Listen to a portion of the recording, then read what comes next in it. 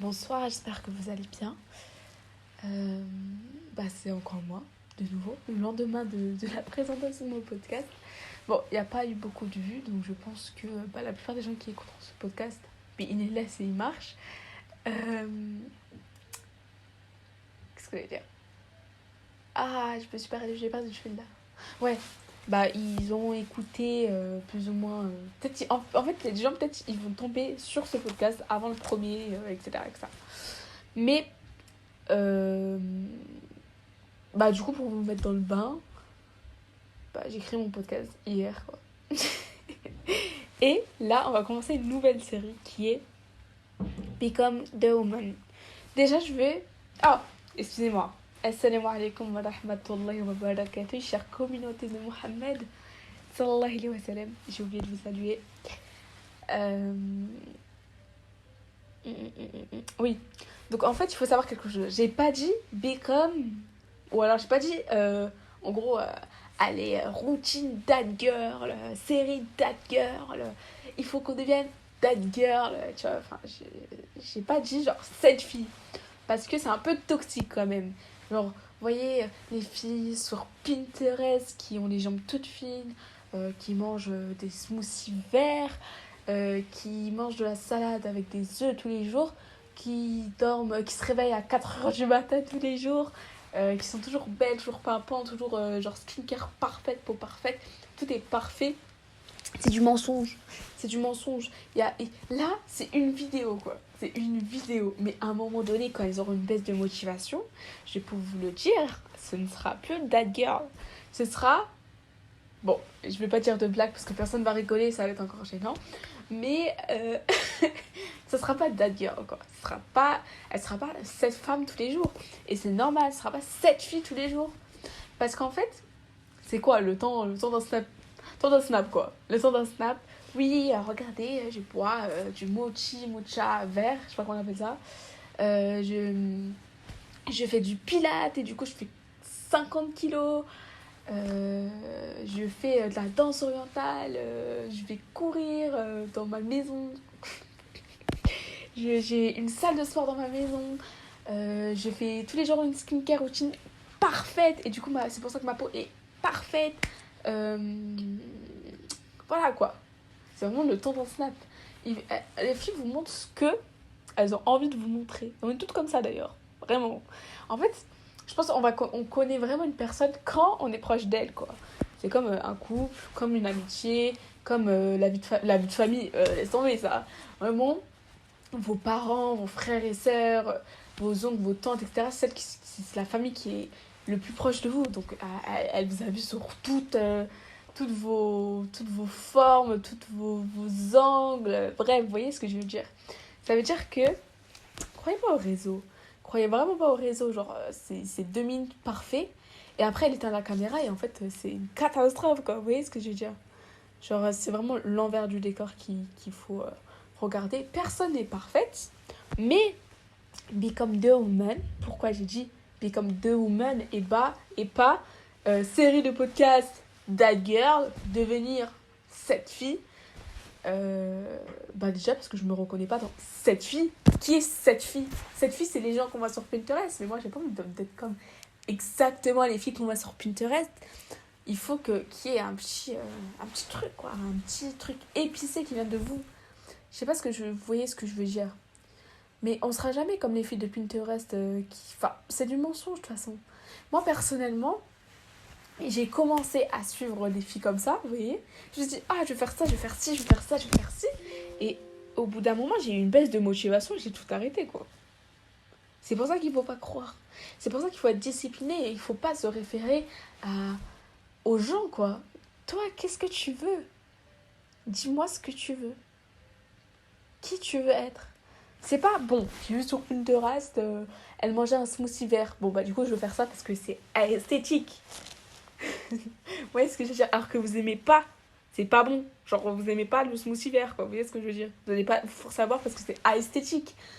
Moi, je pense que l'esthétique, c'est à votre manière. Moi, personnellement, j'aime tellement l'esthétique.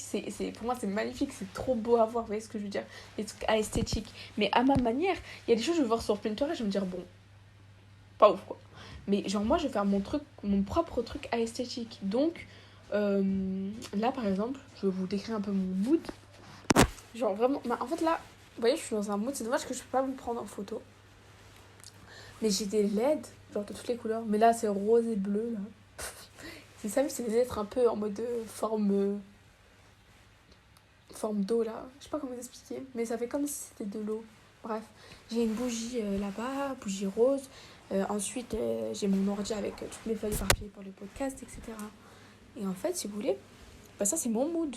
Mais j'ai pas cherché sur Pinterest ou sur... Enfin, non, j'ai pas cherché sur Pinterest ou je ne sais quoi pour faire ça. Mais je me suis inspirée des choses que j'ai peut-être vues, etc. dans des vidéos. Et je me suis dit, waouh, ça me plaît, ça me plaît. Et j'ai reproduit.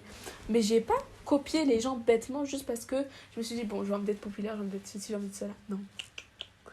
Vous voyez, c'est pas comme ça. En fait, il faut pas changer sa personnalité pour plaire aux gens. Si vous avez une personnalité, dans le sens où, si c'est pas une personnalité où vous avez vous faites du mal aux gens, etc., machin. Par exemple, imaginons. Il y a une fille, elle est nia. C'est-à-dire qu'elle est un peu naïve. Dans le sens où elle... genre, même si quelqu'un est, entre guillemets, mauvais, et ben elle va essayer de trouver le bien chez lui. Vous voyez ce que je veux dire? Chez la personne. Pas chez un garçon, chez la personne. Mais ça peut être avec son mari aussi. Hein. Mais... je veux dire... Et à côté, il y a la famille accessible. Franchement, elle s'en fiche. Enfin, elle s'en fiche, quoi. Elle va même pas te calculer. Elle va même pas chercher à comprendre et tout. Vous voyez ce que je veux dire? Genre, la fille, vraiment, elle s'en fiche. La fille, je m'en foutisse, quoi. Genre, elle va pas vouloir... Enfin, moi, personnellement, je sais que j'analyse tout le monde. Oh, j'analyse vraiment les gens, quoi. C'est-à-dire que, en fait, j'arrive à voir le bien chez les gens, même si les gens me disent, ah non, mais cette personne, elle est nulle. Cette personne, elle a eu cette réputation avant. Ça, on me l'a dit beaucoup de fois. Hein. Cette personne, elle a eu cette réputation avant. Je parle des femmes. Elle a eu cette réputation avant, elle a fait ça, elle a fait ça, elle a fait ça. Après, je dis, mais elle est trop mimi. Genre, à chaque fois, je lui ai parlé une fois. Je connais que du bien d'elle. Elle est super gentille. Et peut-être elle a fait ça, peut-être elle regrette, donc ne jugez pas. C'est tout. En fait, c'est très très important de défendre les gens. Défendre les filles. Enfin, défendre les gens, quoi. Les filles, les gens qui... Genre, s'il y a quelqu'un qui médit sur une autre personne, si un tel médit sur un tel, et qui vous fait part de la médisance, et que vous connaissez que du bien de la personne critiquée, dites, moi je connais que du bien de la personne critiquée. Et ça, c'est le comportement d'un musulman. Hein. Bref. C'est pas ça la question. Donc, become the woman. Deviens la femme. Et pas become that girl. Vous voyez ce que je veux dire? That girl. Non. Je trouve le terme woman, le terme femme, c'est mature. Elle est mature. Vous voyez ce que je veux dire? That girl. The woman. La femme. Genre, the woman, c'est vraiment la femme. Elle est mature. Elle sait elle sait où elle veut aller. Elle va pas s'éparpiller partout. Elle sait ce qu'elle veut. Elle sait ce qu'elle veut pas. Elle se connaît. Elle a confiance en soi. Elle a confiance en elle. Et elle veut devenir quelqu'un de meilleur. Vous voyez ce que je veux dire? Pour atteindre la femme qu'elle a toujours voulu être. Et parce que voilà quoi, on grandit. Il y en a qui ont peur de grandir. Mais vieillir est une obligation, grandir est un choix. Vous voyez ce que je veux dire? Vieillir est une obligation, mais il y a des gens qui ont le syndrome de Peter Pan, qui dans leur tête sont encore des enfants, quoi. Vous voyez ce que je veux dire? Ils n'arrivent pas à grandir. Mais moi, le fait de grandir, d'être une adulte, ça m'a jamais fait peur. Ça m'a jamais fait peur. Parce que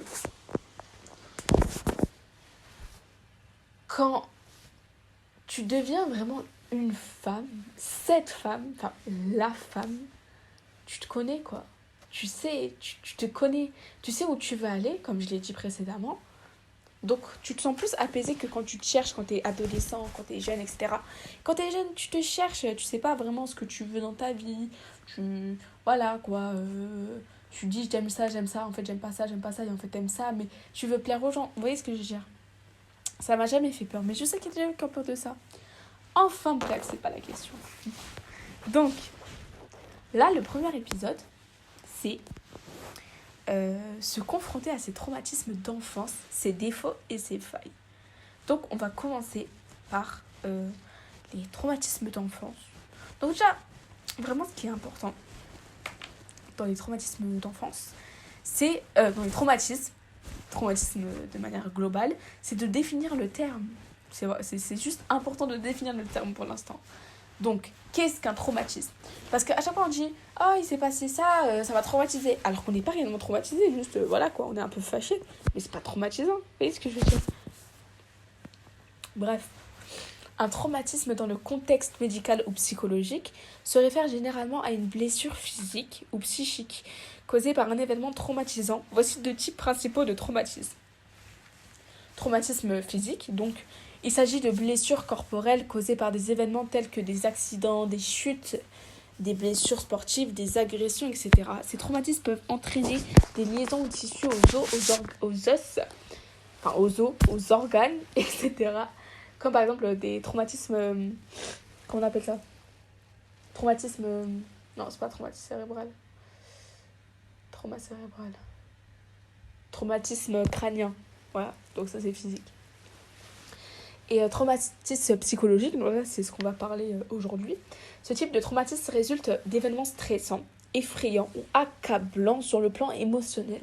Cela peut inclure des expériences comme des accidents graves, des abus, des catastrophes naturelles, des pertes importantes, des conflits armés, etc. Les conséquences d'un traumatisme psychologique peuvent être variées et peuvent inclure des troubles de stress post-traumatique, TSPT, des troubles anxieux, des dépressions, etc.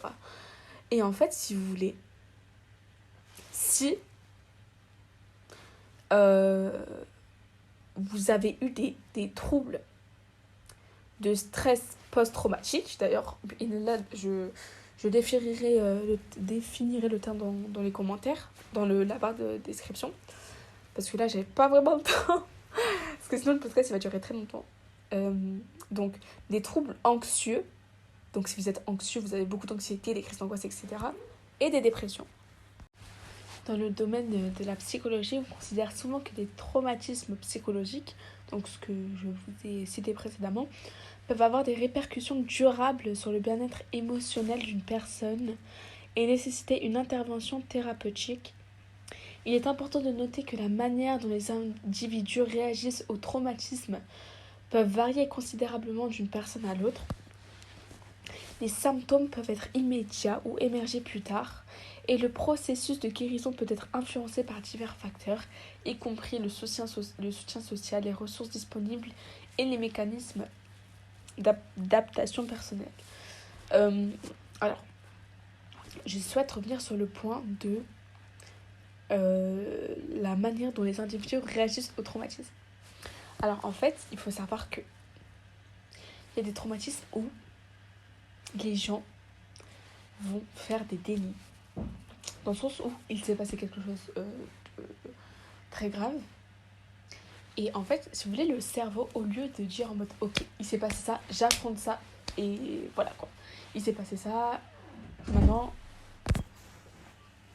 Donc je disais, en fait, votre cerveau, au lieu d'affronter le traumatisme, de se dire « Ok, bon, voilà, j'ai vécu ça. Maintenant, comment on va faire pour aller mieux ?» Et ben il se dit « Non, bye. Bye, je te laisse toi et ton truc, mais ne me mêle pas à ça en fait. Je suis pas prêt. Je veux pas que tu me mêles à ça. Moi, je veux pas en fait. Tu vois, je veux pas de ton truc là. Pars. Oublie ça. Il va aller loin, loin, loin. Je te protège. Moi, je veux juste te protéger. Tu vois. Et un jour, ça reviendra. Tu vois. Voilà, le cerveau, il est comme ça en fait. Parce que c'est comme ça que ça se passe. Le déni, en fait, le cerveau, soit il dit en mode, oui, ok, bon, t'oublies tout. Il s'est rien passé. T'oublies. Soit il se dit, donc ça c'est, oui, c'est quand même un déni. Mais il y a aussi le déni en mode, mais non, mais c'est pas vrai. Ça s'est pas passé comme ça. Il y a eu des choses différentes. Non, mais ceci, non, mais cela, non, mais... Vous voyez ce que je veux dire ? Donc en fait, si vous voulez,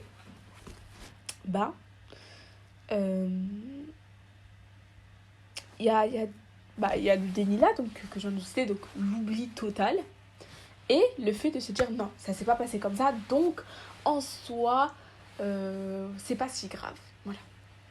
Et à un moment donné, vous vous rendez compte, vous allez vous rendre compte, hein, même si ça prend des années, vous allez vous dire, ok, ça s'est passé comme ça et c'est grave. Vous voyez ce que je veux dire? Ça s'est vraiment passé comme ça. C'est juste mon cerveau qui veut pas l'admettre. C'est tout. Bon, ensuite, à part le déni, en fait, si vous voulez, il y a des gens, et d'ailleurs, si je dois vous demander quelque chose, c'est vraiment d'être compréhensible envers les gens. Enfin, on ressent pas les mêmes choses, on n'a pas la même manière de penser, la même manière de vivre, la même manière de ressentir les choses. Certes, on a les mêmes organes, mais pas les mêmes sentiments. Donc, si ton cœur ressent quelque chose, l'autre personne ne va pas ressentir la même chose. Mais il y a des choses qui sont liées entre deux individus, vous voyez ce que je veux dire? L'amour, par exemple. Mais,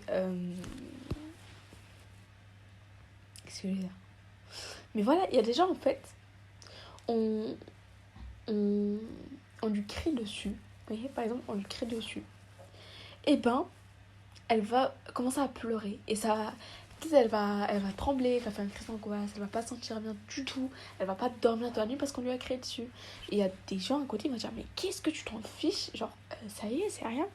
Mais en fait, ils savent pas l'envers du décor, tout ce qui s'est passé. Vous voyez ce que je veux dire? Ça veut dire qu'il faut vraiment être au maximum le plus compréhensible par rapport à ça. Dans le sens où on n'a pas la même personnalité ni les mêmes ressentis.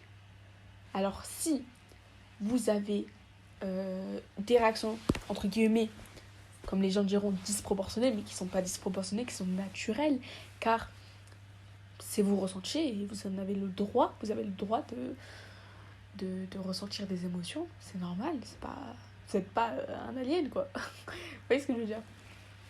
Mais, qu'est-ce que je veux dire? Je sais pas combien de fois j'ai dit qu'est-ce que je veux dire depuis le début du podcast, mais... Bon, j'ai oublié, c'est pas grave, vous avez compris. Donc en fait, c'est pas grave, quoi. C'est pas grave de ressentir des choses que les autres ne ressentent pas. Ça fait pas de vous quelqu'un de faible. Vous prenez... Ça, c'est vos failles. C'est vos failles par rapport à des choses que vous avez vécues. Si une personne ose vous dire... non, mais c'est rien, si vous vous attaquez, enfin, dans le sens où elle aussi, elle a une autre faille, que vous pouvez vous dire exactement la même chose en mode c'est rien, mais on va pas se dire ça mutuellement parce que c'est juste s'autodétruire.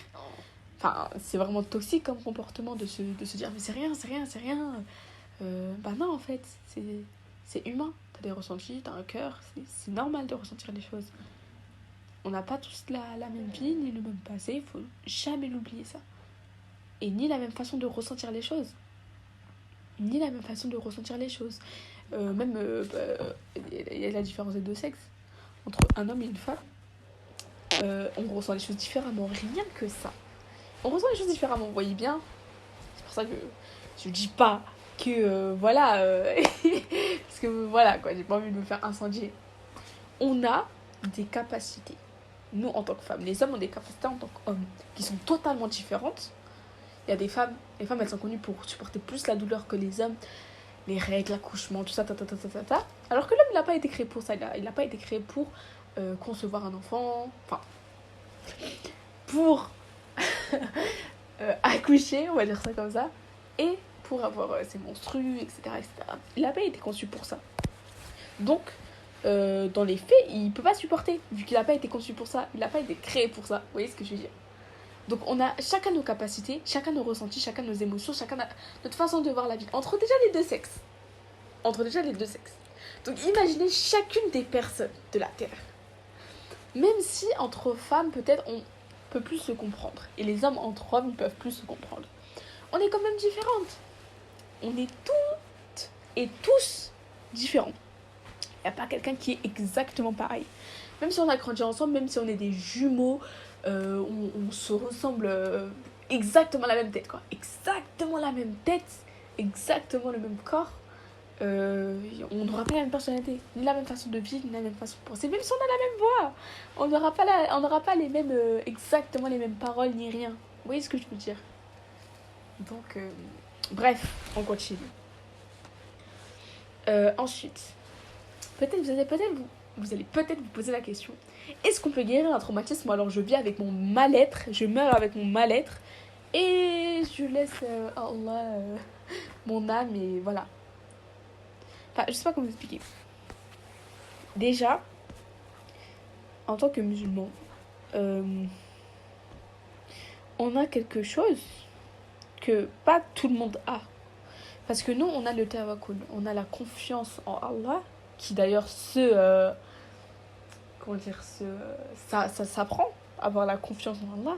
Donc être vraiment sûr et certain que tout ce qui se passe dans ta vie, c'est juste le destin, que tu n'aurais pas pu éviter ça, ou alors que peut-être Allah il t'a évité une situation encore plus critique et plus grave. Vous voyez ce que je veux dire? Et bah hop. Comment, sincèrement, comment tu veux être malheureux? Vous voyez ce que je veux dire? Je parle dans la manière de... Je parle des épreuves de la vie, par exemple. Je sais pas comment vous expliquer. Mais par contre, il y en a qui vraiment ont un mal-être profond, qui date de l'enfance, qui date de gros traumatismes, de tout ça. Donc c'est clair que c'est compliqué. Vous avez mal et c'est normal. Vous êtes des humains. Vous êtes des humains, c'est normal. C'est absolument normal. Mais quand vous avez ça, vous savez ce qu'il faut faire? C'est concrétiser son tawakkul, sa confiance en moi. Et je peux vous le promettre que ça ira mieux. Et moi-même, j'essaie d'apprendre, même si des fois c'est compliqué, voilà, t'as envie de râler, tout ça, de dire, non, pourquoi moi, mais non, c'est pas pourquoi toi, c'est toi, c'est tout, c'est pas pourquoi toi, ça t'a été destiné, tu n'aurais pas pu changer les choses. Tu n'aurais pas pu changer les choses. Mais là, aujourd'hui, tu peux changer ta situation.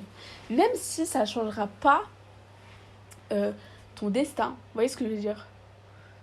Dans tous les cas, si tu as eu l'envie de changer, de te réformer, de ceci, de cela, Allah le savait. Vous voyez ce que je veux dire? C'est lui qui t'a permis d'avoir ça.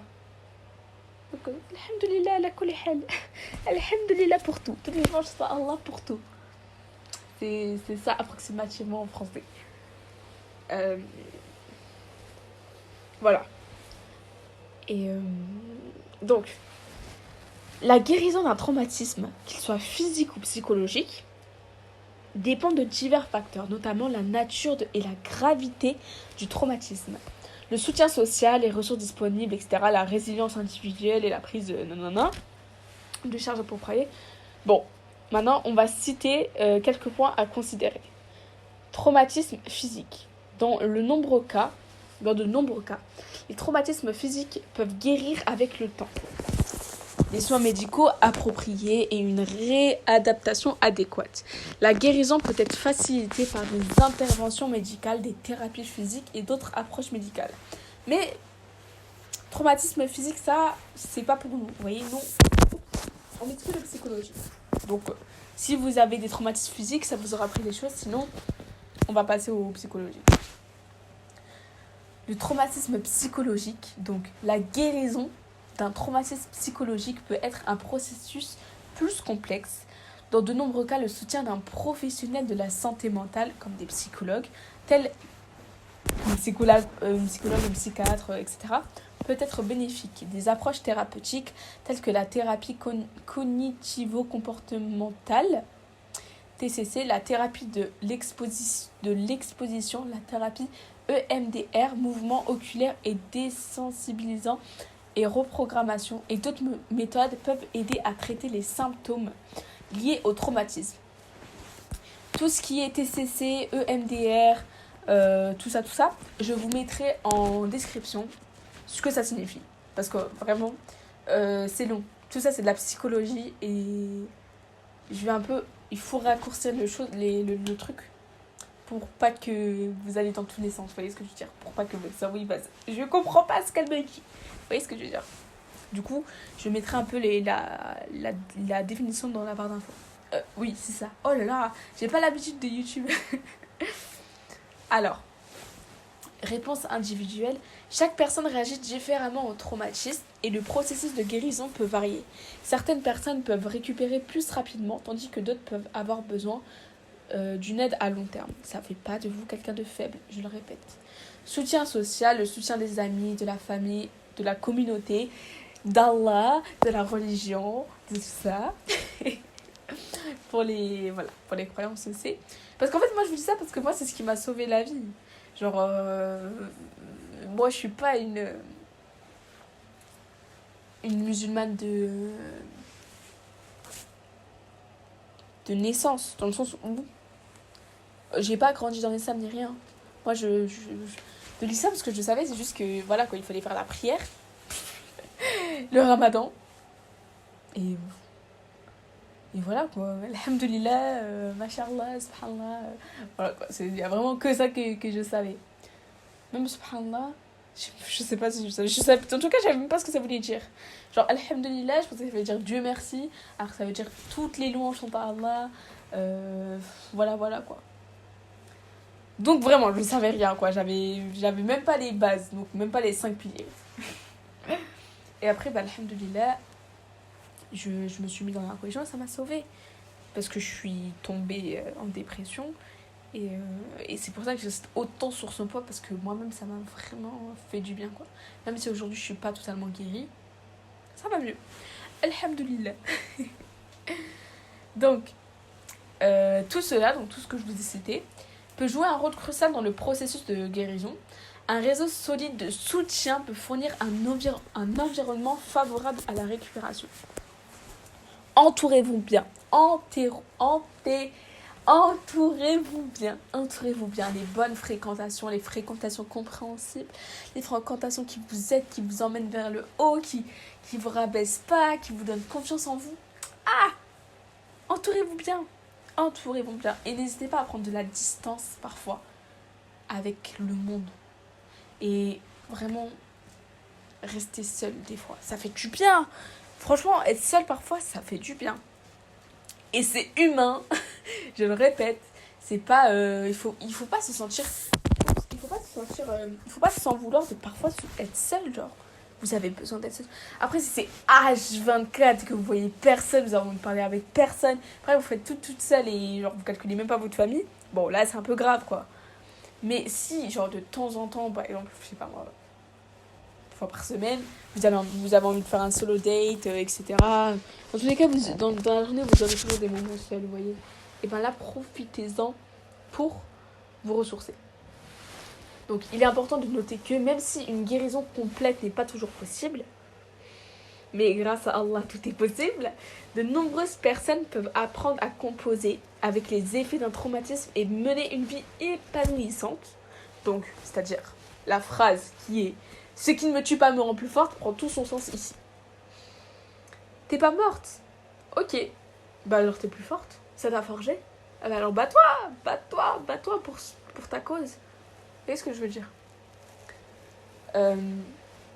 La clé réside souvent dans la reconnaissance des problèmes. C'est ce qu'on va faire après, la recherche d'aide professionnelle si nécessaire et la mise en place de stratégies adaptatives pour faire face aux défis associés au traumatisme. Alors, déjà, j'ai envie de parler d'un truc. Le fait de... Vous savez quand vous avez vécu quelque chose et qu'on vous dit « Parle-en à tes parents, parle-en à ton entourage, parle-en à ceci, parle-en à cela, ta. » Mais en fait, quand vous avez vécu quelque chose, laissez-moi vous dire, ce que vous avez envie, c'est pas qu'on vous juge, en fait. Vous racontez quelque chose, le minimum, quand on vous raconte un truc, un traumatisme, quelque chose qui a vraiment blessé une personne, le minimum, c'est écoutez-la, arrêtez de faire des yeux de peine, de peiner en mode... je sais pas comment expliquer. Vous coupez la parole, machin, pour dire « Ouah, fais ça. Non, il faut que tu fasses ça, il faut que tu fasses ci. Ah, il faut pas laisser passer ça et tout. » Mais soyez doux envers les gens, je sais pas moi. C'est fou quand même. Arrêtez de faire les dictateurs quand on vous raconte quelque chose. Juste fermez vos bouches et écoutez. Ça s'appelle une conversation. Donc, elle parle, tu écoutes et tu parles. C'est pas elle parle, tu coupes la parole, elle parle, tu coupes la parole, tu parles, elle coupe la parole. Ça, c'est pas une conversation. Je sais pas ce que c'est ça, mais voilà, quoi. J'ai jamais aimé ça. Et vraiment, j'espère que je ne le fais pas. Et j'espère que je ne le refais plus parce que je sais que je le fais parfois. Mais non, en fait, écoutez, listen. Écoutez, c'est vraiment important. Et arrêtez de donner votre avis à tout va. Ouais, fais ci, fais ça, mais la personne, elle n'a pas envie de faire, elle a juste envie d'une écoute attentive et de quelques conseils pour la rassurer, c'est tout. Voilà. C'est pour ça que c'est le rôle d'un psy. C'est pour ça que j'ai envie d'être psy. Parce que, parce qu'en fait, je sais ce que j'avais envie d'avoir.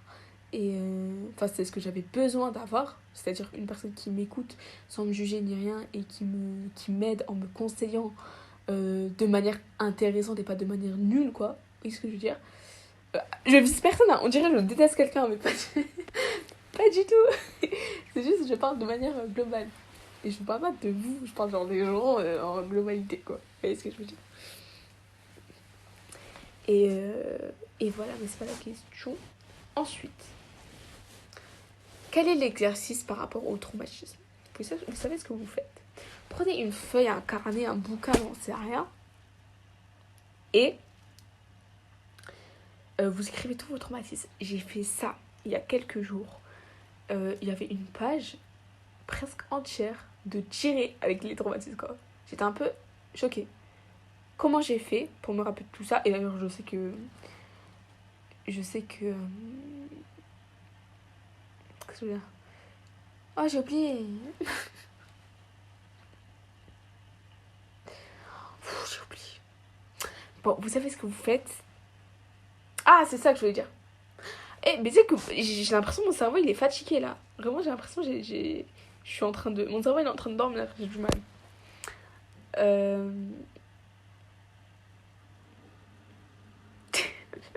Attendez, je mets en pause et j'ai réfléchi. Ah oui, du coup, je disais, en fait, je sais qu'il y a plein de traumatismes que j'ai zappés, hein, que j'ai oublié, que j'ai mis loin au fond de moi, parce que ça, j'ai toujours su faire ça. Mais là, on essaie de changer, et c'est pour ça que j'ai créé ce programme de série, de podcast, pour changer, pour devenir quelqu'un de meilleur. Et voilà, quoi. Donc, ce que vous faites, c'est que vous retracez toute votre vie, tous vos souvenirs, et vous écrivez sur feuille, il s'est passé ça. Vous n'êtes pas obligé de mettre la date, vous n'êtes pas obligé de mettre l'âge, vous n'êtes pas obligé, juste mettez-le. Ouvrez votre cœur sur un papier. Vraiment. Ouvrez votre cœur sur un papier. Et il y en a, comme je vous l'ai dit, qui savent pas du tout ce qui s'est passé. Comme par exemple, il y en a qui se souviennent pas de leur enfance. Et ça, comme j'ai expliqué précédemment, c'est par rapport au cerveau qui dit bye, je peux pas supporter, ciao. Vous voyez ce que je veux dire? Mais un jour ça revient. Un jour ou l'autre ça reviendra. Et c'est à ce moment-là qu'il faut se battre. Se battre pour dire à ces traumatismes, écoute-moi bien. Ok, t'es venu dans ma vie, j'accepte. Maintenant, je te bats, je te combats, je te boxe. Et tu pars. Ok? C'est ça en fait. Vous voyez ce que je veux dire? Sinon, du coup, pour celles qui se souviennent pas de ces traumatismes, ça, essayez d'analyser vos comportements. Et la même chose, écrivez sur papier les comportements que vous avez et essayez de prendre, de relever des traumatismes par rapport à ça. En mode, on vous crie dessus, comme l'exemple que j'ai pris récemment, on vous crie dessus et vous pleurez, vous vous mettez dans un état où vraiment, un état second, quoi, vous vous sentez vraiment pas bien. C'est peut-être qu'il y a un traumatisme lié à ça, vous voyez ce que je veux dire? Ou juste vous aimez pas qu'on vous crie, le fait de regarder les yeux de quelqu'un énervé sur vous, un regard noir comme ça, ça vous traumatise parce que vous avez vécu des choses similaires. Ça peut être un traumatisme comme ça. Il y a beaucoup de traumatismes petits, hein. C'est pas forcément des big traumatismes. Il y a des big traumatismes, mais il y a aussi des tout petits traumatismes. C'est pas les traumatismes qui sont petits, c'est la chose qui semble petite, mais au fond, elle provoque un vrai traumatisme. Vous voyez ce que je veux dire? Bref, donc ça c'est l'exercice que vous avez à faire. Ensuite, deuxième partie du podcast, comment se confronter à ses défauts et ses failles. Aïe aïe aïe.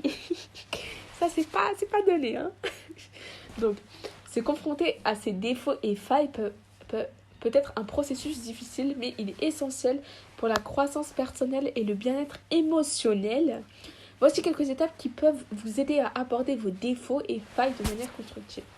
Alors, première chose à faire, la prise de conscience. Le premier pas consiste à prendre conscience de vos défauts et failles.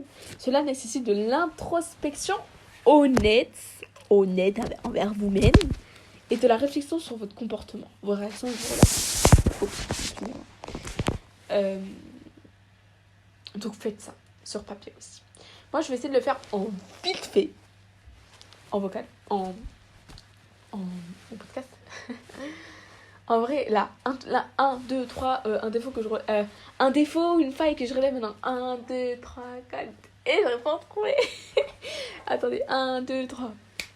Ok, je suis susceptible. C'est vrai que je suis susceptible. C'est vrai que je suis susceptible. Oui, je suis susceptible, c'est vrai. Et en fait, je suis impulsive bizarre. En fait, je suis impulsive, mais pas crier. Genre, je suis impulsive, pas...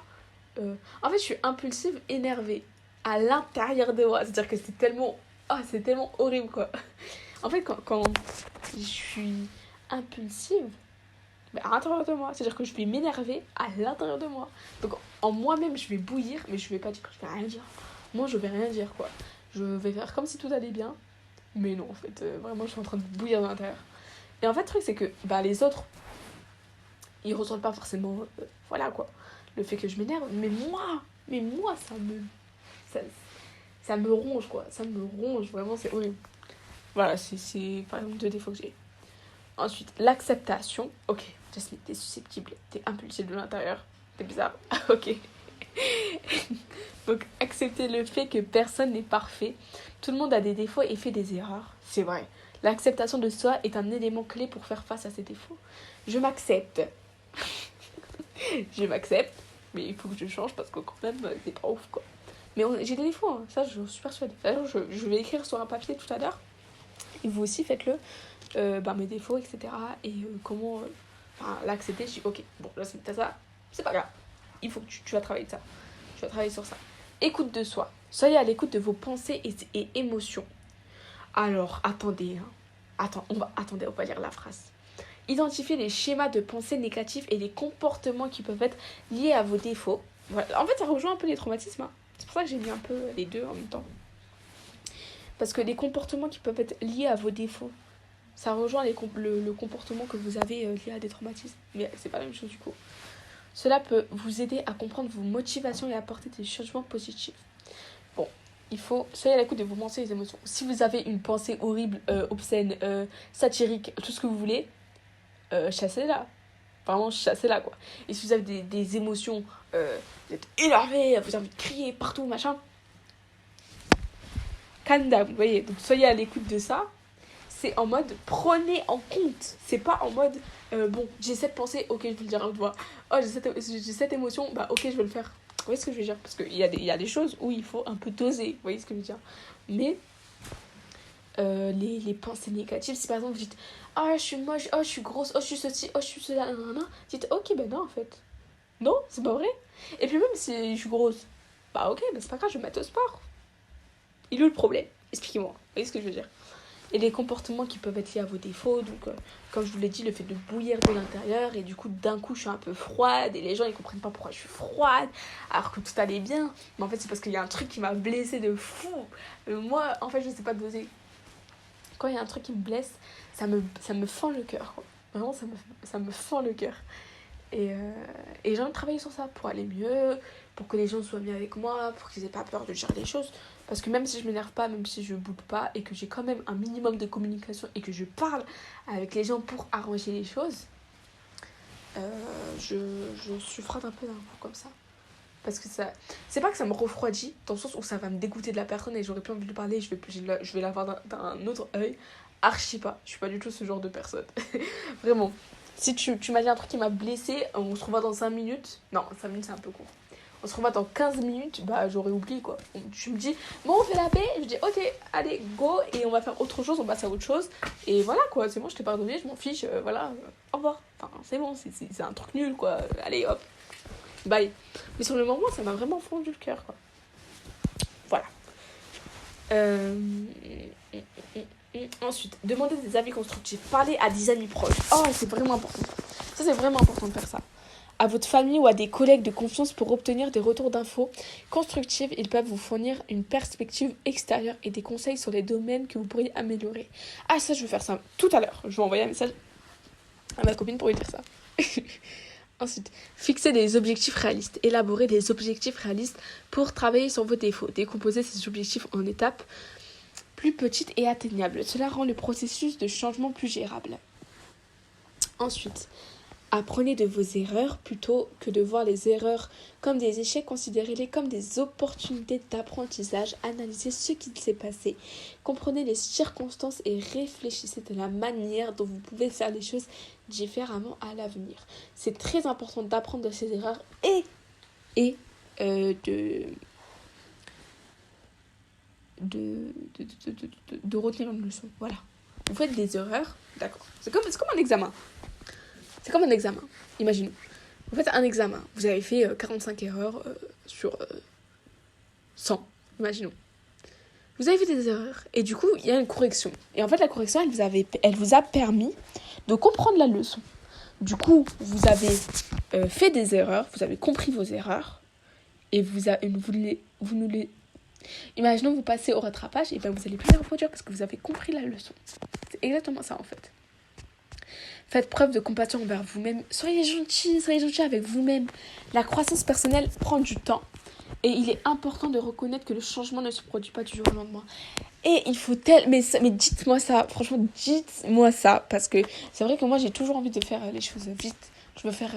je veux changer vite. Je me mets... C'est pas que je me mets la pression, c'est que je m'écoute pas assez. Voilà, c'est ça le jazz. Donc, voilà. Et consulter un professionnel... toujours autant important, parler avec quelqu'un de confiance, etc. Donc, se confronter à ses défauts et failles demande du courage et de l'engagement, mais cela peut conduire à une croissance personnelle significative. Le processus de changement commence souvent par la volonté de s'améliorer et d'apprendre à s'accepter avec ses imperfections. Comme dirait Oumeima de Miracle Fajr Podcast, on avance dans l'imperfection, mais c'est pas grave. Elle a pas dit c'est pas grave. Elle dit on avance dans l'imperfection. Alors, pour finir, on va reparler des traumatismes. Là, on va juste faire la distinction entre les traumatismes d'enfance et les traumatismes de l'adolescence. Alors, dernier point, parce que je crois que vraiment le podcast est long.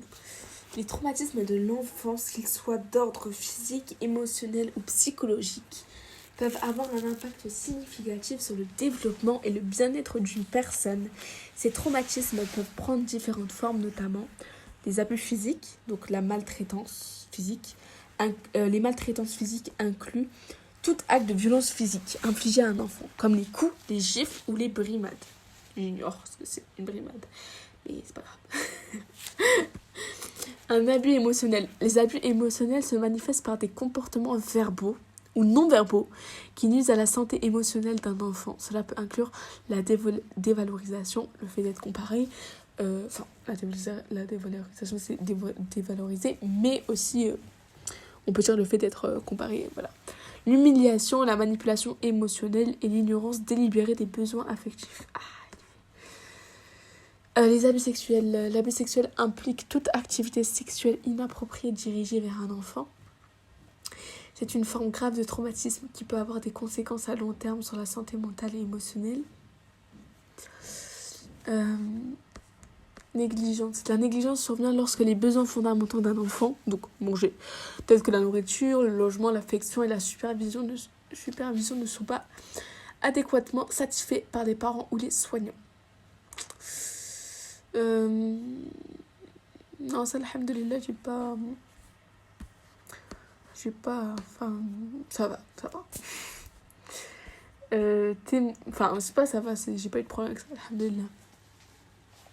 Témoigner de la violence conjugale. Les enfants qui sont témoins de la violence entre parents peuvent également subir des traumatismes. Cela peut avoir des répercussions émotionnelles et psychologiques. Même si l'enfant n'est pas directement victime de violences physiques, ça c'est important à prendre en compte.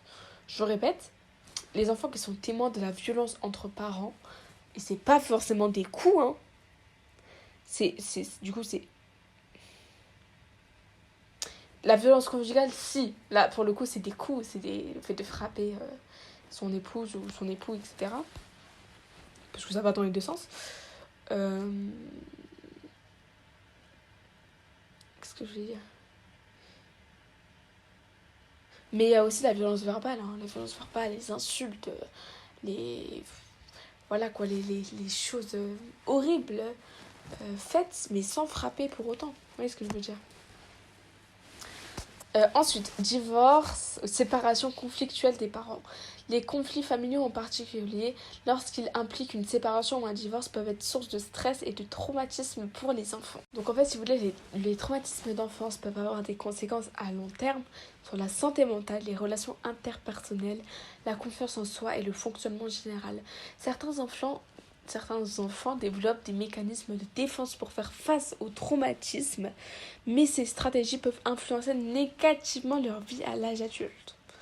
Il est important de reconnaître l'impact des traumatismes de l'enfance et de rechercher de l'aide professionnelle lorsque nécessaire. Les thérapies spécialisées telles que la thérapie cognitivo-comportementale, la thérapie de jeu ou la thérapie familiale peuvent être bénéfiques pour aider les individus à surmonter les effets des traumatismes de l'enfance et à développer des stratégies d'adaptation saines.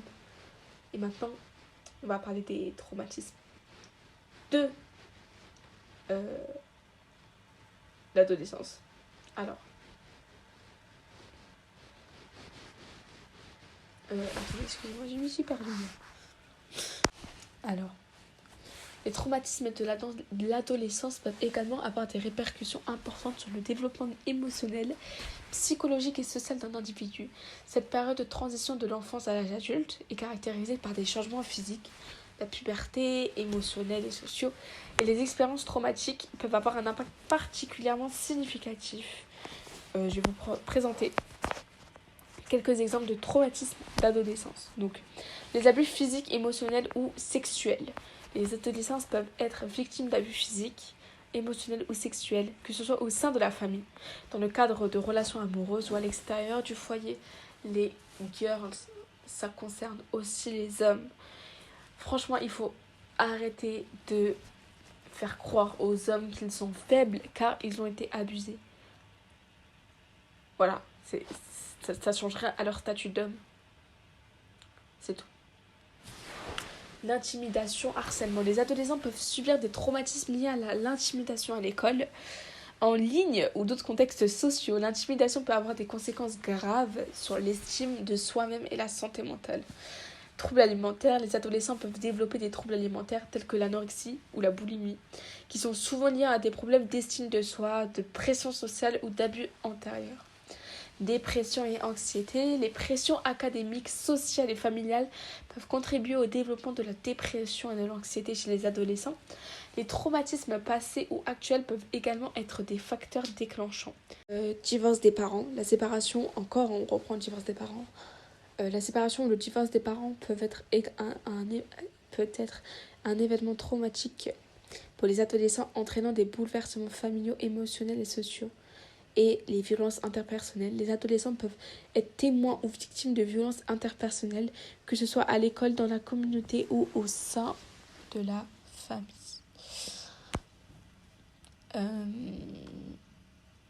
Bon, je crois qu'on va s'arrêter là, les filles. Je pense que l'épisode de podcast est assez long. Et il y a beaucoup de choses à dire. Donc, je pense qu'on va s'arrêter là. Dites-moi en commentaire si vous voulez une partie 2. Mais là, déjà, on va poursuivre les épisodes. Et la partie 2, ça se fera hors série. Par rapport au traumatisme, etc. Se confronter au traumatisme. Bon, les filles. Si j'ai un petit mot à vous faire passer, c'est: vous êtes fortes. Vous êtes capables. Et vous avez toutes les capacités requises pour aller mieux. Vous avez toutes les capacités requises pour vous battre. Et toutes les capacités requises pour guérir. Allah est là. Il dit: ne craignez rien, je suis avec vous, j'entends et je vois. Dans la sourate Taha. Et voilà. Donc, tout va bien, tout ira mieux. On peut converser en commentaire si ça vous ferait du bien, ça vous fait du bien. Moi, je réponds à tout et à tout le monde. À toutes et à tout le monde. Et Et voilà, donc je vous fais des gros bisous. Et on se dit à demain, Inch'Allah. L'épisode de demain est vraiment trop bien, quoi. J'ai tellement hâte. Et voilà, donc bisous, I love you. Assalamu alaikum wa rahmatullahi wa barakatuh. Bonsoir, population.